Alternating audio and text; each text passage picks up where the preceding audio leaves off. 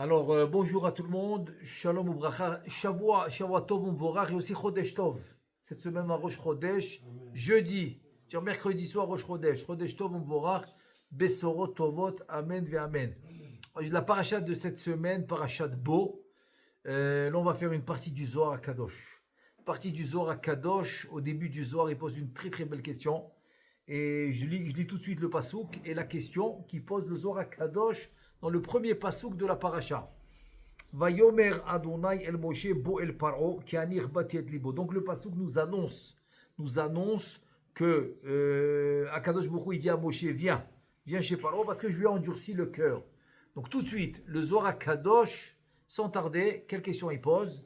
Lich ora caché mais Akadosh Baruch Hu irbit et libo lama ne'enaj. Facile. Tu me dis attends Akadosh Baruch Hu lui a endurci le cœur. Si Akadosh Baruch Hu endurcit le cœur de Paro, pourquoi tu dois le punir? Maintenant, pour répondre à la question, il faut faire le chidouche de Rabbi Yehuda. Donc Rabbi Yehuda Patah, on sait que c'est un nouveau chidouche qui n'a jamais été enseigné. Ni en haut ni en bas, c'est la première fois. C'est quand Rabbi Yehuda il a fait le chidouche, l'élève de Rabbi Shimon Bar Yochai. Et donc, pour répondre à la question, on va étudier tout de suite le passage de Rabbi Yehuda. Rabbi Yehuda Patah ve'amar, il amène un pasouk dans Tehilim. Le Tehilim 89, pasouk 16. Ashrei ha'am yod'e teru'a. Ça veut dire quoi? Ça veut dire Ashrei ha'am, heureux le peuple, shiyodim, qui connaissent les voies divines, les voies d'Akadosh Baruch Hu. En fait, c'est quoi les voies divines? Ceux qui étudient la Torah. Mais en fait, ceux qui étudient la Torah, pour connaître la Torah et pour se soumettre à la Torah. Il y en a, ils étudient la Torah, pas pour se soumettre. Ça ne s'appelle pas ça Darkei Hashem. J'explique les mots de Rabbi Yehuda. Pourquoi Rabbi Yehuda dit serait heureux le peuple qui connaissent les voies d'Hachem? Pourquoi tu ne me dis pas qu'ils connaissent la Torah? Tu me dis ou pas? Je suis en train de répondre à une question là. Faites attention. Très très très très important ça. Pourquoi Rabbi Yehuda dit heureux le peuple qui connaissent les voies d'Hachem? Ah non, j'aurais dit heureux le peuple qui connaissent la Torah qu'ils ont reçue au Har Sinaï. Alors, connaissance de Torah ne veut pas dire connaître les voies d'Hachem. Connaître les voies d'Hachem, c'est accomplir et recevoir de quelqu'un de qualifié les vrais enseignements de la Torah. Parce que quand quelqu'un, et on va dire par exemple, comme la meilleure mida que la Torah a trouvé à dire à Moshe, Anav, Meod, Mikol, Adam, qu'il est très très humble. Pourquoi? Parce qu'il sait comment recevoir les enseignements d'Akadosh Baruch Hu et les transmettre. Donc ça c'est Darkei Hashem. Donc Darkei Hashem en fait, c'est recevoir et transmettre les voies d'Akadosh Baruch Hu. C'est pas rien que des connaissances. Les connaissances tout court, c'est pas encore on va dire, c'est pas encore obligatoirement de connaître les voies d'Hachem. Ensuite, je ferme la parenthèse. Il dit Rabbi Yehuda heureux celui qui connaît les voies d'Hachem. Lama Maria umetiv al yede malachim. Alo akol galui veyadou lefanav. Donc pourquoi maintenant il est besoin de passer par les malachim, par les anges, alors que tout est connu et tout est dévoilé. Tout est dévoilé devant Hachem. Alors qu'est-ce que ça veut dire? Ashrei ha'am yod'e teru'a, qui connaissent les voies d'Hachem. Il te dit velama Hachem be'or panecha yalechun, etc. Mais il te dit lama Maria umetiv al yede malachim. Attends, qu'est-ce que tu veux des malachim maintenant?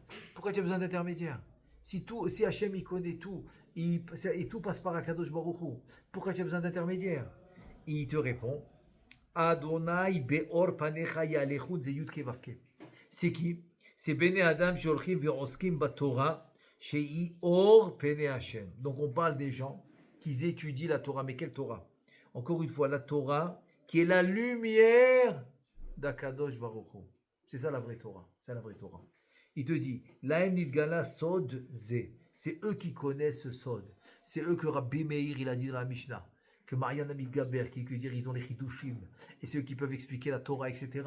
Pourquoi? Parce que c'est la Torah de la lumière d'Hachem. Comme j'ai dit tout à l'heure, c'est une Torah qui vont accomplir. Donc en fait, c'est Gadol Aose vers Maase Yoter Minal. La conclusion de la Gemara, c'est celui qui accomplit la Torah, c'est plus que celui seulement qui l'étudie. Parce que le limoud tout seul qui amène pas au ma'aseh, il te dit c'est pas le but, c'est pas le but de la Torah. Le but de la Torah c'est d'arriver au ma'aseh. Donc il te dit Rabbi Yehuda, avalo le achirim kedefarish, je sais comme il va expliquer maintenant. Et Rabbi, le Ra'ak, c'est qui Ra'ak? C'est Rabbi Avram Galanti, un des grands Mefarshei Zohar, très grand commentateur du Zohar. Il te dit, les Elu Psukim Besof HaMa'amar, qui Be'emsher HaMa'amar lo Mefaresh Bazohar Psukim Elu. Et là maintenant, il va nous expliquer Rabbi Yehuda. Donc en fait, en deux mots, c'est quoi? C'est heureux celui qui connaît les voies d'Hachem et qui prend la lumière de la. C'est quoi la phase d'Akadosh Baruch Hu? C'est la Torah. Parce que Torah, Kucha Berichu, Yisrael, Kucha Berichu, Torah, Israël, Chadhu, même que ça comporte trois éléments, Akadosh Baruch Hu, la Torah et le Ham Israël, trois éléments. Il te dit non, c'est un seul élément. Pourquoi? Parce qu'Akadosh Baruch Hu, la Torah, c'est un seul. Et Ham Israël, c'est la conséquence. Donc c'est un seul élément. Donc en deux mots, il te dit, heureux celui qui connaît les voies d'Hachem, qui sont en fait la lumière d'Akadosh Baruch Hu. Et là maintenant, il nous dit comme ça, Rabbi Yehuda. Kama itzteriru bene nasha, les me'ar be'orche de kucha beriru, ça veut dire en deux mots, combien tu as besoin? Tu as besoin d'aller dans les voies d'Akadosh Baruch Hu et d'accomplir ces mitzvot. Ulmitar pikude oraita velishmor, et de garder les mitzvot d'Akadosh Baruch Hu, beshmiram il est ovdo alota asin, ça veut dire en deux mots. En deux mots, ça veut dire que les mitzvot d'Akadosh Baruch Hu vont être divisés en deux. Il y a les asin, c'est les commandements positifs, et il y a les lavin, c'est les commandements négatifs. Donc il y a faire et ne pas faire. Donc ne pas faire des fois peut être beaucoup plus grave que de faire. Ne pas faire, beaucoup plus grave. Ça veut dire que quoi? Ça veut dire que quelqu'un qui maintenant il respecte les commandements négatifs, il peut s'élever beaucoup plus que quelqu'un qui va courir. Il va courir pour les commandements positifs, mais négatifs, il va se laisser aller. Il va se laisser aller. Il va parler n'importe quoi, il va répondre n'importe comment, il va s'énerver, je sais pas quoi. Tout ça, c'est des lavines. C'est des commandements négatifs. Celui qui n'arrive pas à se contrôler, ok, il a un plus petit niveau. C'est un petit niveau. C'est un petit niveau. Le contrôle de soi, c'est ça le grand niveau. C'est ça de respecter les lois. C'est pour cela que le Rachach dans la Kabbalah, il dit que l'homme, il atteint un plus haut niveau quand il respecte les commandements négatifs. À part, évidemment, à part les commandements positifs. Begin de yiskun ba le alma de ate, parce que ça va leur donner le mérite pour Olam Haba. Et donc, Olam Haba, en fait, c'est le but final. Alors que maintenant, en ce moment, les tzadikim reçoivent Gan Eden. On a trois niveaux. Il y a deux niveaux de Gan Eden. Le troisième, c'est Olam Haba. Premier niveau de Gan Eden Tarton, Gan Eden à Elion. Et troisième niveau, c'est Olam Haba. Mikol Kitrugin Dil Ela Vetata. Et pour nous sauver de tous les Mekatregim Shalom Allah. Maintenant, ça c'est important. Ça veut dire quoi? Ça veut dire que maintenant, on parle d'un cas où quoi? Où la Torah que tu connais, que tu étudies, va te garder de tous des anges accusateurs. C'est les gars qui accusent l'homme. Et pour comprendre ce qu'il dit ici, je vais donner un exemple. Tout le monde se rappelle du Midrash dans le Yalkut qui raconte la première rencontre de Paro au fait de Moshe et Aaron avec Paro. Comment ça s'est passé? Moshe et Aaron, ils arrivent dans le Palterin, c'est le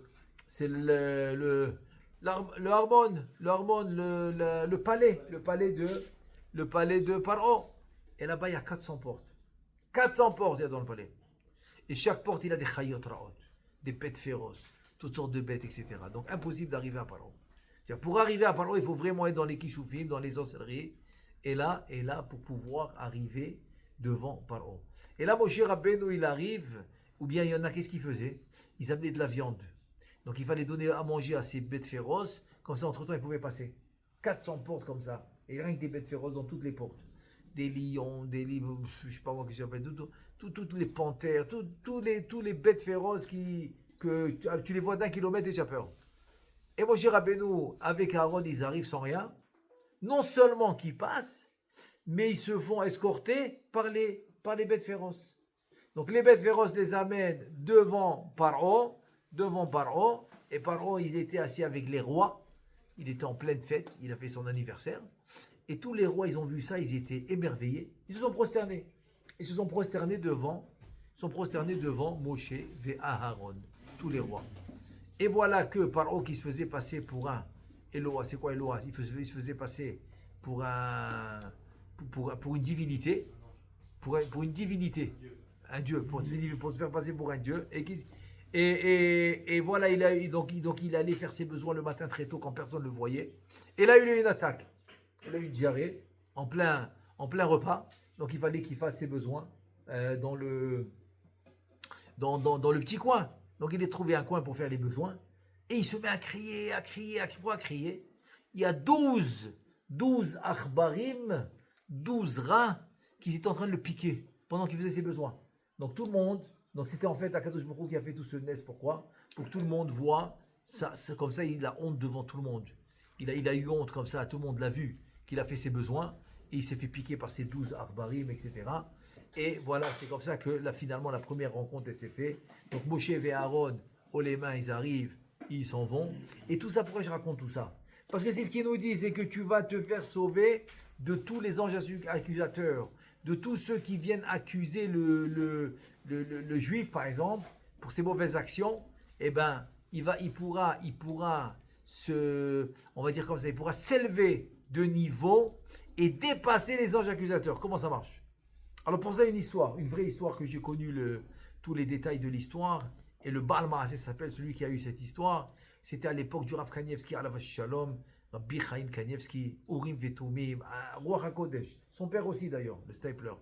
Et voilà qu'il y en a un, le Siman Tov Mazal Tov, il a une fille, très bien.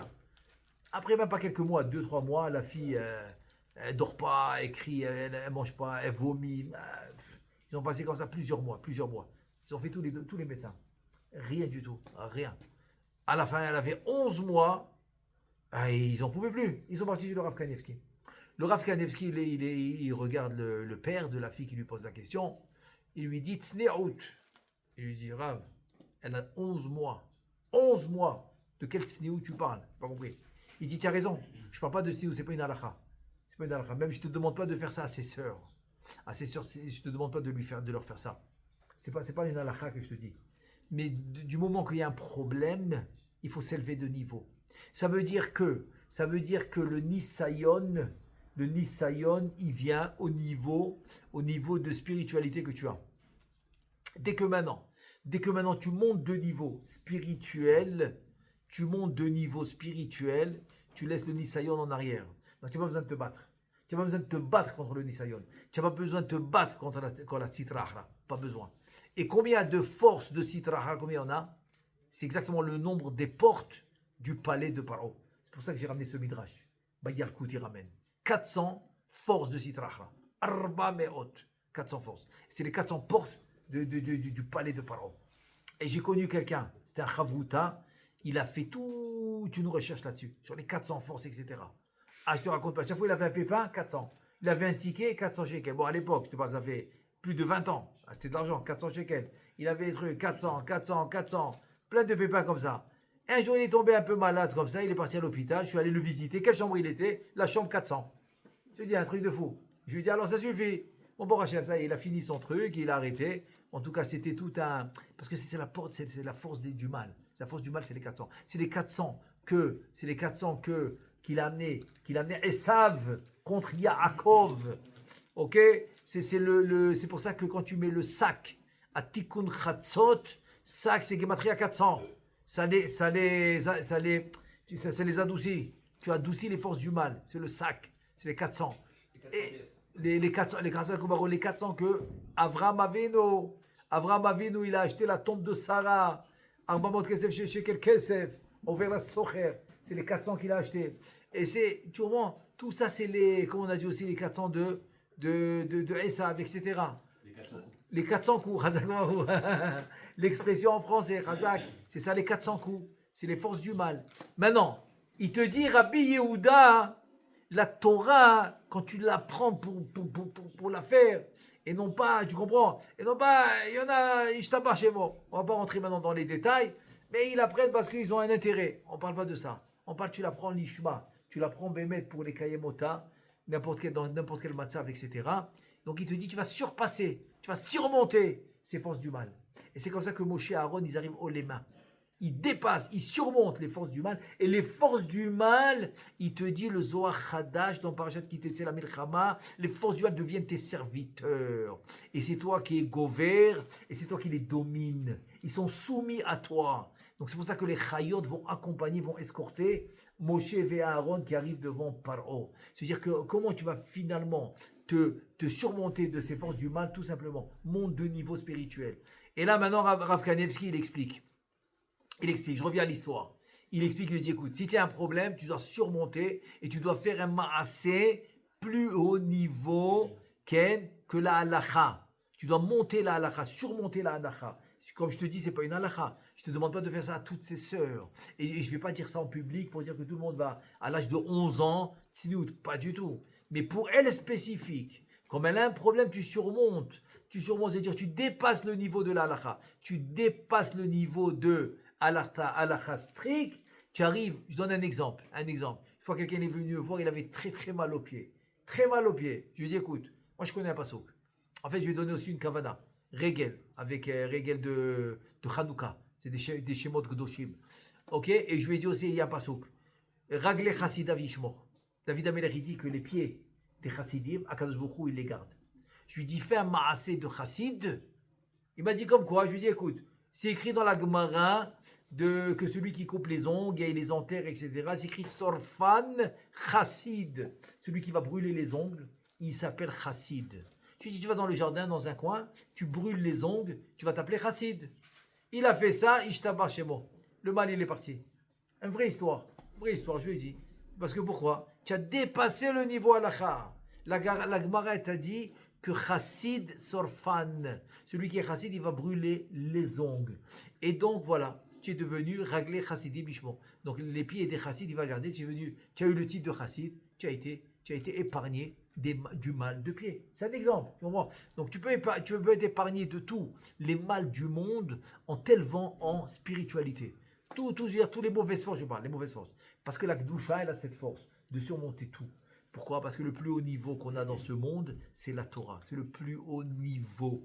Quand je dis le plus haut niveau, c'est plus haut que tous les plus grands riches du monde. Même si tu deviens demain milliardaire des milliardaires du monde, c'est pas le plus haut niveau, que tu saches. Et on soit clair.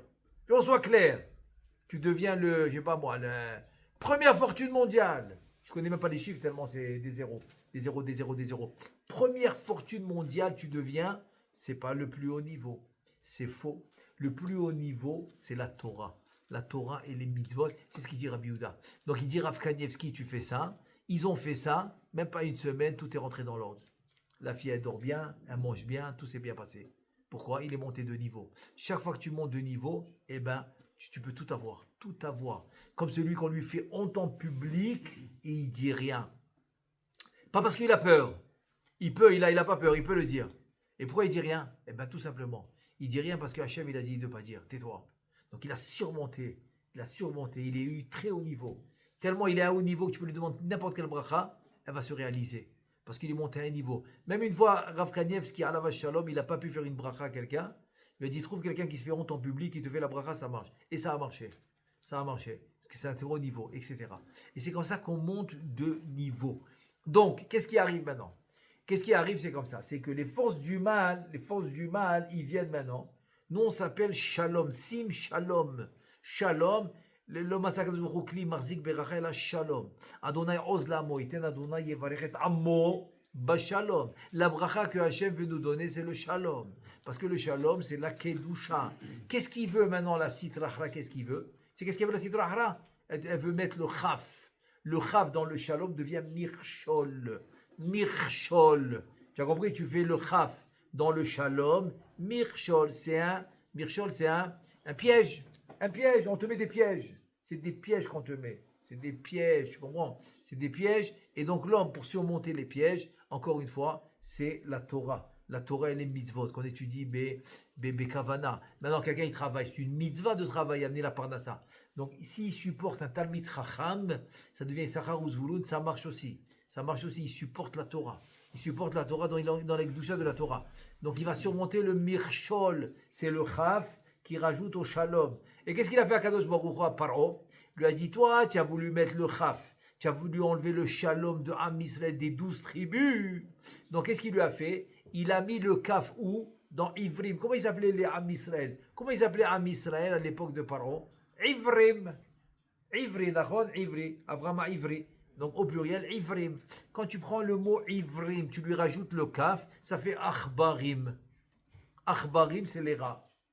Alors, c'est pour ça qu'il lui a amené Achbarim. Tu as voulu enlever le shalom des Ivrim avec le kaf. Je te mets le kaf dans les Ivrim, ça devient Achbarim.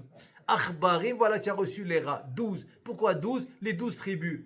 Ah, mais Shevet Lévi n'était pas à l'esclavage. C'est vrai, mais Yosef, il y avait 2 tribus. Il y avait Ephraim ou Ménaché. Donc les 2 tribus de Yosef, ça fait exactement 12. Voilà les 12 tribus. C'est les 12 Achbarim qu'il a reçus par eux. À tout ça peut arriver tous les jours. C'est à toi de le faire. On te demande à toi, Béhémet, de faire ça. Et ça repousse la mort. Ça repousse les Issourim. Ça repousse beaucoup de choses.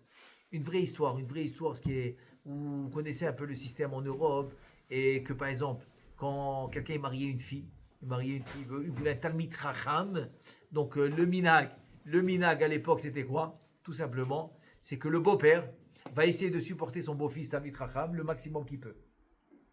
Le maximum qu'il peut, il va le supporter. Et voilà, le temps qu'après il deviendra, il peut voler de ses propres ailes. Il y en avait un, bon Hachem, il avait les moyens. Il supportait son beau-fils, mais il n'avait pas de limite. Et voilà comme on dit, la richesse, c'est une roue qui tourne. Voilà, la roue, elle tourne, et le beau-père commence à avoir de moins en moins les moyens. Et sa femme lui dit, ah, ça suffit. Et on arrête, ça fait des années qu'on le supporte, ça suffit. De moins en moins. Et lui, il ne veut pas arrêter. Mais après, bon, la situation devient très difficile. Et finalement, il a cédé.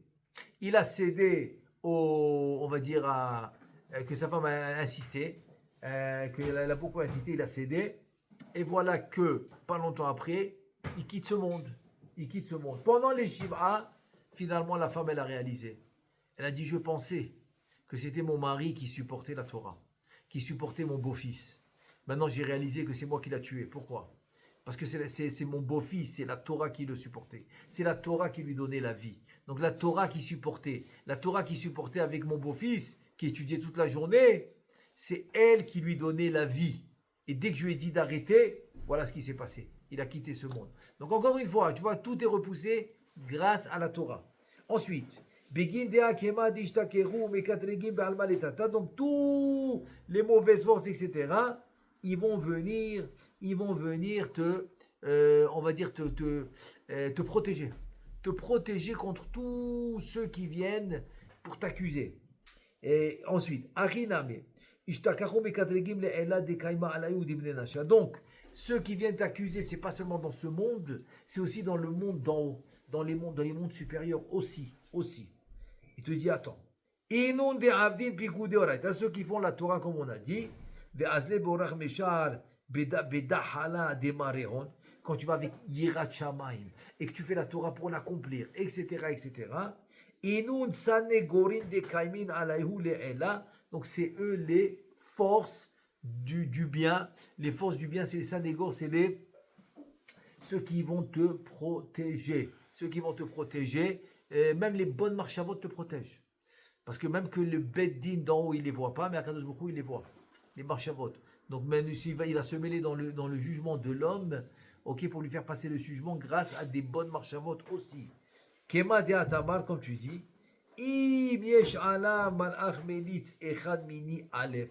Tu sais quoi, s'il y a un malach, un ange qui on va dire, qui te protège en haut, même contre des milliers d'anges, Urti vaichunenu, vayomer, pedae umeredet shahat, matzati kofer, begin karzaka inun, mandidati pikude oraita, et te dit voilà, il y en a un qui est venu te dire des bonnes choses sur toi, j'ai eu le kofer, donc ça veut dire j'ai eu la contrepartie, j'ai trouvé un srout, etc.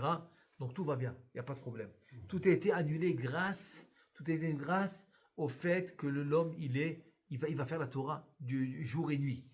Et Amarle, Rabbi Chia. Donc Rabbi Chia, il dit à Rabbi Yehuda, surtout ce qu'il a dit maintenant Rabbi Yehuda, il a ici c'est ainsi qu'on parle d'un tzaddik, Yeri Shamaim, etc.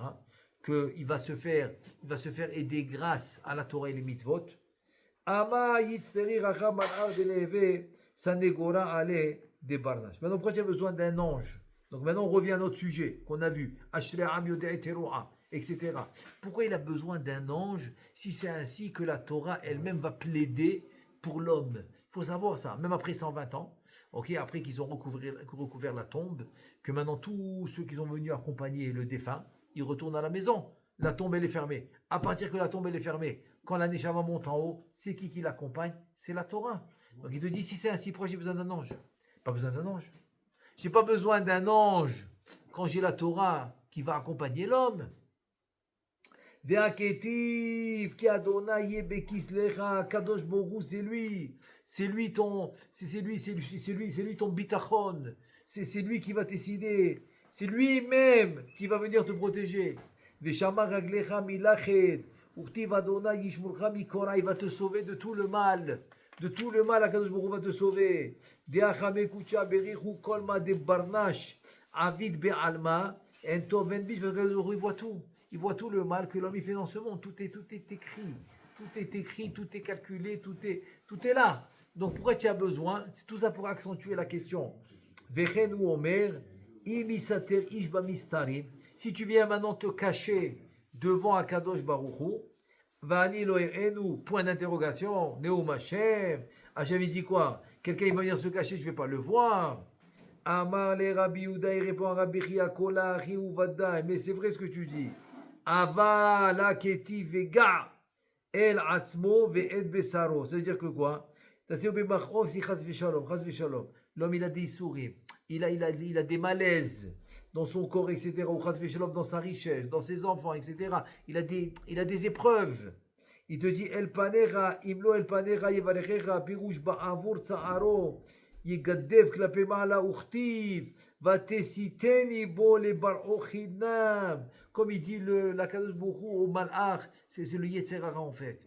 Il lui a dit sur Iyov, tu m'as poussé à lui faire les souris, et regarde comment il est redevenu. Il est resté tzaddik. L'arza'a deha reshu itmesar les sitra hara les katrega alminid de alma ul itmasera bidoy milion nimsar biyado lachen tzarir shi'amdu sanegorim il motzchut vilatzil et adam min akitrugim. C'est-à-dire en deux mots il lui dit Rabbi Yehuda. Il dit Rabbi Yehuda, Rabbi Chia, non, tu as raison, c'est Akadosh Baruch Hu. Mais en fait, quand tu fais une mitzvah, tu as créé un ange. Chas v'shalom, une avera, tu as créé un mauvais ange, un bon et un mauvais. Donc c'est eux en fait. C'est eux qui sont. Tu as le bon qui va plaider pour toi et tu as le mauvais, chas v'shalom, qui va aller contre toi. Ve'kol ilen orchin temirin kamekucha berichu. Et tout ça, c'est des chemins cachés devant Akadosh Baruch Hu. Et toi, tu ne dois pas maintenant commencer à trop approfondir dans ces chemins-là. C'est de la façon que le monde a été créé. Donc, selon la Torah, c'est comme ça que le monde va être dirigé. Donc, c'est pour ça que quand tu vas t'élever en spiritualité, tu vas t'élever dans une mitzvah, donc tu vas arriver à annuler le mauvais décret.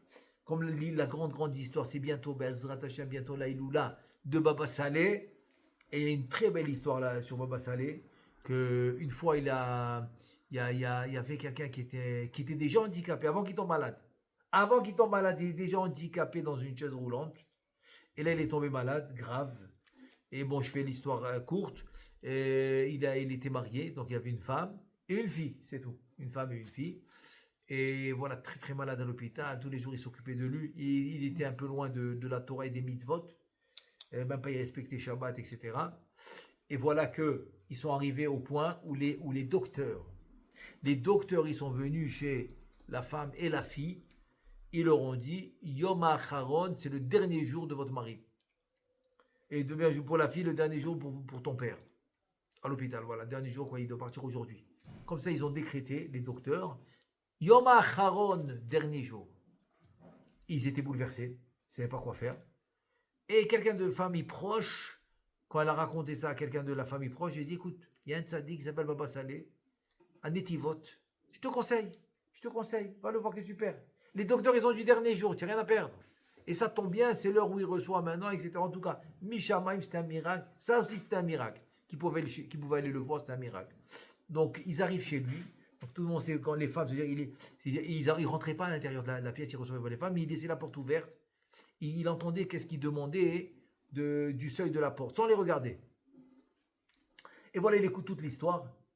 Sans les regarder, il leur demande directement, est-ce que vous êtes prête à être sniout? Il réfléchit, il dit, absolument, on est prête. On n'a rien à perdre, on est prête. On est prête, on veut que... Elle dit, je veux mon mari qui guérisse. Elle dit, je veux mon père qui vive. On est prête. Alors il dit, Be'ezrat Hashem, mettez-vous tout de suite, allez au magasin, etc. Achetez, soyez Betsniou tout de suite. Be'ezrat Hashem, ça va aller mieux. Ils n'ont pas attendu une minute, ils courent au magasin, ils essayent les choses sniout, ils ne remettent pas les vieux habits. Les nouveaux habits sniout sur eux et les vieilles habits dans un sac qu'ils jettent à la poubelle. Ils ont décidé d'être sniout. Ils ressortent du magasin sniout. Est-ce une femme mariée? Les cheveux foulards et tout couverts, robe tout complètement de sniout. La fille, bon, les cheveux non parce qu'elle n'était pas mariée, mais toute sniout, ils ressortent. Tellement ils arrivent à l'hôpital que le mari là, il ne la reconnaît même pas. Il dit, mais c'est qui celle-là? Il ne l'a même pas reconnu, tellement elle était sniout. Elle lui a dit non, alors elle lui a raconté, j'étais là-bas chez Baba Saleh, il m'a dit ça, voilà, tsiniou, Et incroyable, les docteurs ils étaient comme des fous. Quand ils n'ont rien à dire, qu'est-ce qu'ils disent? Nez refoui, n'importe quoi. Ils ne vont pas dire Akadosh Baruchou, Nez, non, Nez refoui. En tout cas, il a guéri, mais c'est pas ça le pire. C'est qu'avant d'être malade, il était déjà dans une chaise handicapée. Maintenant, il a guéri, il n'est plus dans la chaise handicapée. Il est plus handicapé. Ouais, après quelques semaines, il marchait déjà normalement et tout. Regarde tellement, il a guéri de la maladie, première des choses, il faut aller chez Tzadik, Baba Saleh, dire merci. Merci, ils ont commencé à se renforcer, Tsneout, Shabbat et tout, vraiment. Et vraiment, ils ont fait le total, quoi. Ils arrivent chez Baba Saleh pour dire merci et tout. Alors, il dit, waouh, comment. Bon, Baba Saleh leur a dit, maintenant, je vais vous dire comment j'ai fait ça. Il dit, quand elle est venue, ta femme, elle est venue, qu'est-ce qu'elle m'a dit? Que les docteurs, ils ont dit Yom HaCharon. Yom HaCharon, c'est le dernier jour. J'ai cherché dans tout le Tanakh, j'ai cherché, où c'est écrit Yom HaCharon. Et j'ai trouvé dans le Pasouk de Shir HaShirim. Oz vehadar levusha, vatisrak le Yom HaCharon. Oz vehadar levusha, Oz, c'est la puissance, vehadar, la splendeur, levusha de ses habits. C'est la tsniout. C'est la tsniout. La pudeur, on dit, la pudeur, c'est d'être habillé betsniout. Donc j'ai dit, Oz ve'adar levusha. Si elle a la tsniout, va tisrak, elle va rigoler Yom HaCharon. Alors Yom HaCharon, dans le pshat, c'est le Olam Haba. Il dit, Baba Saleh, j'ai fait appel à Shlomo HaMelech. J'ai dit, Shlomo HaMelech, si on réalisait maintenant ce pasouk, viens, on va rigoler, va tisrak, on va rigoler. Les Yom HaCharon, on va rigoler du Yom HaCharon des docteurs. Les docteurs, ils ont dit, va tisrak, les Yom HaCharon. Il dit, Baba Saleh, j'ai fait appel au docteur. J'ai fait appel à Shlomo HaMelech. Je l'ai fait appel, je lui ai dit, écoute, viens, on va rigoler de Yom HaCharon du docteur. Donc il leur a dit, si ils ont accepté. Donc, Oz ve'adar levusha, va tisrak le Yom HaCharon. Donc ils ont pu rigoler du Yom HaCharon des docteurs. Et c'est exactement ce qui s'est passé. Il dit, Shlomo HaMelech, il a accepté. Shlomo HaMelech, il a accepté de rigoler sur le Yom HaCharon des docteurs. Tiens, tu me dis ou pas? Encore une fois. Ils ont fait un pas vers la Torah. Regarde combien ça paye. Ça paye de faire des pas vers la Torah. De te forcer un petit peu vers la Torah, ça paye. Ça paye très bien. Voilà, ils ont rigolé sur le Yom HaCharon des docteurs. Incroyable. Donc c'est ce qu'il dit Rabbi Yehuda. Il dit parce que tu crées des mélites, tu crées des anges qui vont plaider pour toi. Ou chas v'shalom, le contraire, c'est des averot. Begin de inun nimusim de kucha berich ou bnei nashan lav inun rasha'in et dagdeka batrayu bar inun zakae keshod d'adedon azé d'oraita. Il te dit ceux qui connaissent les voies de la Torah, ils savent ce que je suis en train de te dire. Ils savent. C'est pour ça que les conseils des tzadikim, c'est toujours de rajouter quelque chose vers la kedusha, même quelque chose de petit, pas besoin de quelque chose de très grand. Ve'azlin be'orcha de chochmeta leminda.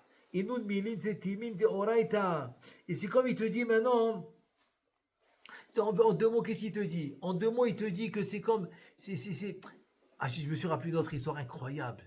Je ne sais pas si vous vous rappelez de cette histoire d'un soldat, que il faisait le stop et c'était très tard quoi, le Shabbat, près Shabbat, et c'était pas loin de Bnei-Brak, il y en a qui l'a arrêté. Il lui dit, écoute, c'est bientôt Shabbat, alors je t'invite chez moi pour Shabbat. Attends, mais là, il était Shabbat. Bon, finalement, il a accepté. Il a fait un très beau Shabbat. Il était très loin de la Torah, quoi, complètement loin de la Torah. Et à la fin de Shabbat, quand il va quitter la famille religieuse il a passé un Shabbat extraordinaire. Bon, il a dormi beaucoup parce qu'il était fatigué. En tout cas, il a passé un bon Shabbat. Très bien. Après l'Havdalah, quand il va quitter la famille pour rentrer chez lui, le père lui dit, écoute, je sais que maintenant, tu es loin de la Torah, mais s'il te plaît, le fait que Baruch Hashem, voilà, je t'ai pris pour Shabbat et tout, je te demande une chose, quoi? De prendre sur toi, une chose. Mais pas difficile. Pas difficile, t'inquiète pas difficile. Et qu'est-ce que tu veux que je prenne sur moi et dada? À la fin, ils sont arrivés à une halakha facile. Laquelle? Comment mettre les chaussures et attacher les lacets. Donc le Shulchan Aruch il dit Noël ve kosher. Tiens, Noël, c'est mettre les chaussures. Donc d'abord tu mets le pied droit, ensuite le pied gauche, ensuite l'ikshira, ensuite pour attacher les lacets, tu attaches le pied gauche, ensuite le pied droit. Voilà. Donc tu as Noël ve kosher. Tu mets le pied droit, ensuite tu mets le pied gauche. Maintenant, si tu as des lacets, tu dois attacher d'abord le pied gauche et ensuite le pied droit. Le dit, c'est tout. Il lui dit, ouais, voilà, c'est une halakha dans Shulchan Aruch. Et lui, il a les lacets. Attends, ils ont les lacets et tout dans les chaussures de l'armée. Il a dit, ok. Et voilà qu'un jour, il avait une très grande action qu'il devait faire dans l'aviation avec tout son groupe. Et voilà qu'il élève le matin, etc., etc. C'était en plein milieu de la nuit. Et donc, il était à moitié endormi. Donc, il ne s'est pas rappelé. Il a mis n'importe comment les chaussures. Et il est parti pour faire l'action de l'aviation avec tout le monde. C'était une 70 à peu près, ils étaient. Et quand il s'est rappelé, il a dit, attends, mais j'ai pas fait la halakha. Il a dit, attends, si je demande au Mefaked, je vais retourner mettre les trucs, il va me dire, reste tranquille, tu n'as pas le droit. Il n'a rien demandé, il est retourné. Il est retourné pour enlever ses chaussures et les remettre comme il faut. Le pied droit, ensuite le pied gauche, attacher le pied gauche, ensuite attacher le pied droit. Et entre-temps, ils sont partis, les autres. Ils sont partis. Il arrive, ils sont partis. Bon, il a dit, ouais, je vais me faire punir, etc., etc. Il a dit, qu'est-ce que je peux faire? J'ai pris sur moi. Ah, même cette petite action de quoi je pense, moi, je ne vais pas la réaliser, je l'ai pris. Et voilà, tout le monde, je ne sais pas si vous vous rappelez, mais c'est une histoire, ça fait plusieurs années, où cet avion, avec tous les 70, il s'était écrasé. C'est le seul qui a été sauvé. C'est le seul qui a été sauvé pour une action qu'il a fait du Shulchan Aruch. Donc en fait, maintenant, c'est la réponse. La réponse du Zohar HaKadosh. Pourquoi Hachem, il va punir par aussi, il lui a endurci le cœur. Il dit en fait, c'est pas qu'il lui a endurci le cœur, c'est son cœur, il est endurci parce qu'il veut pas faire les lois de la nature que Hachem a mis dans la nature grâce à la Torah. Il va contre. Donc c'est pour ça qu'il se fait punir. En fait, c'est une conséquence. Sha'ar Ora, qui était 300 ans avant le Harizal. C'est aussi un livre de Kabbalah, mais sur la Kabbalah, Kadmonim, ça s'appelle. Il parle des sphirotes, etc. Là-bas, il explique. Il explique parce que c'est une conséquence. C'est une conséquence, c'est pas une punition. Nous, on appelle ça punition, c'est par convention. Punition, onesh. Mais en fait, un onesh, c'est une conséquence. C'est une conséquence, c'est la conséquence de tes actes. Donc, Paro qui se fait punir par Hachem, en fait, c'est une conséquence de ses actes qui, comme il a dit à Moshe, mi Hachem shanishma bekolo. Lui, il croyait dans la nature. Dans Elohim, c'est la nature. Mais il ne croyait pas dans Yudke Vavke, qui est Ashgara Pratit, qui dirige le monde. Non. Ah, donc tu vas contre. Tu vas contre la direction du monde qui se fait par la divinité. Tu vas contre. Donc le fait d'aller contre, c'est ça qui lui a endurci le cœur. Parce qu'il y va contre. Donc en fait, la punition, c'est la conséquence de celui qui va contre la direction du monde. Si tu veux aller avec la direction du monde, qu'est-ce que tu dois faire? La Torah et Mitzvot. Parce que c'est ça qui va te donner tout le bien dans la vie. Toute la joie, toute la richesse, tout le bonheur, prospérité, longue vie, santé. Il n'y a que ça, parce que c'est le mode d'emploi. C'est à quel be'oraita bara alma. Donc comme la Torah, c'est elle qui te donne tout ça, donc tu dois utiliser la Torah dans la vie quotidienne. Dans la vie quotidienne, tu dois utiliser la Torah. Donc vient maintenant un gars comme Paro, Racha, qui va contre les lois que Hachem il a instaurées dans la direction de son monde. Il va contre. Donc, la conséquence est deux choses. Son cœur s'endurcit, parce qu'il va contre ce que Hachem il a instauré dans la direction du monde. Donc son cœur s'endurcit, c'est la première chose. Deuxième chose, il se fait punir. C'est la conséquence. Donc Bezrat Hachem, on apprend de cette paracha que si tu veux Bezrat Hachem réussir, et le bonheur, prospérité, santé, richesse, tout ce que tu veux, c'est une seule chose. Tu comprends pas, c'est une autre histoire. Ça, tu vas aller au Beth Midrash, tu vas apprendre. Tu vas te faire des cours, tu vas apprendre. C'est une autre histoire de comprendre, pas comprendre. Mais avant de comprendre, pas comprendre, il y a une chose, il faut qu'il soit clair. C'est que si je veux améliorer mon mode de vie, je veux améliorer ma joie, ma vie, je veux l'améliorer, c'est aller dans les voies de la Torah d'une manière sincère, d'une vraie manière sincère, qu'il n'y a que ça, qu'il n'y a que c'est, comme on dit,